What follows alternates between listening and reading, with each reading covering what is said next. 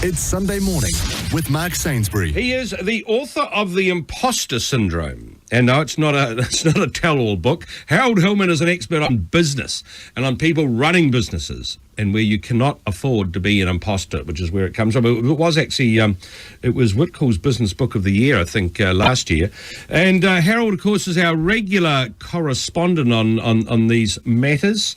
He's a leadership coach, author. He's consulted all the big companies around the country. And also to us. Good morning, Harold. Good morning, Mark. How are you? I'm not bad. Now, optimist or pessimist? Yes.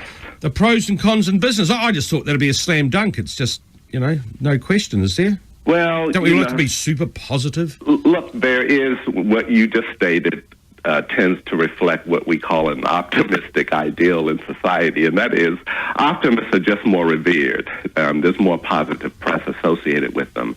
And what I often try to do is to have people understand that there is definitely a role for pessimism, both in life and at a business table. And even though there is a less favorable impression around pessimists, particularly in terms of their tendency to worry out loud, they tend to verbalize their worrying, and that does tend to take a negative toll sometimes on the energy or the momentum of the team.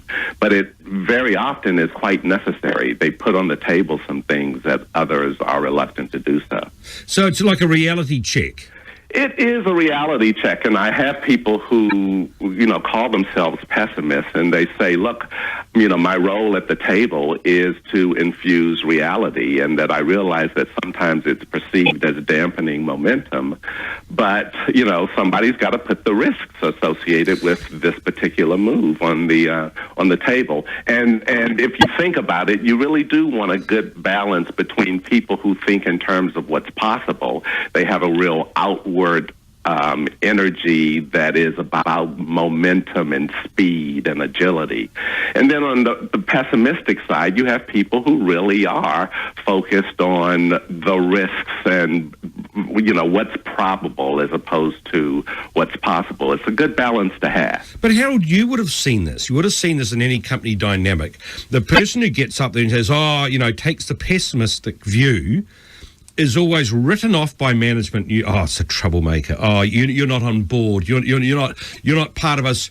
My most hated phrase of all, going forward.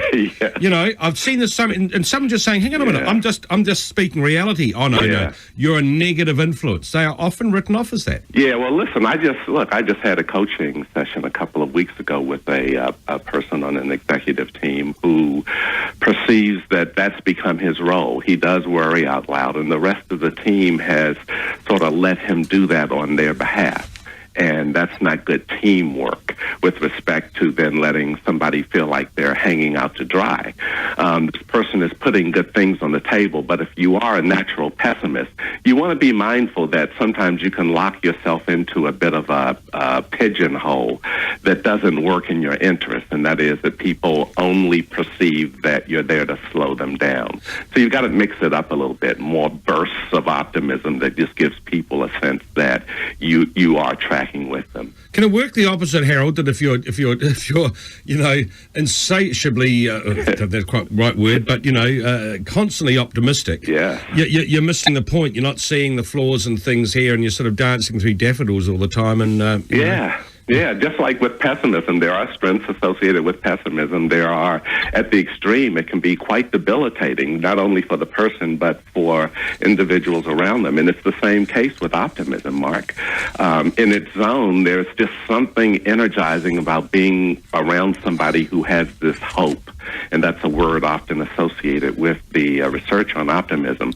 But if you take it to extreme, goodness gracious, Mark, sometimes people are so optimistic that they truly do seem like they're on a different planet, and they can lose their credibility very quickly. So, Harold, if you're wheeled in to help make some choices about, say, a big senior management position or a CEO position, and there were two candidates, one was an optimist, one was the pessimist, would you automatically go for the optimist? Well, look, in the first instance, a person's history in that leadership realm, certainly at the CEO level, it's about your leadership at that point, because that's what really matters at the CEO level.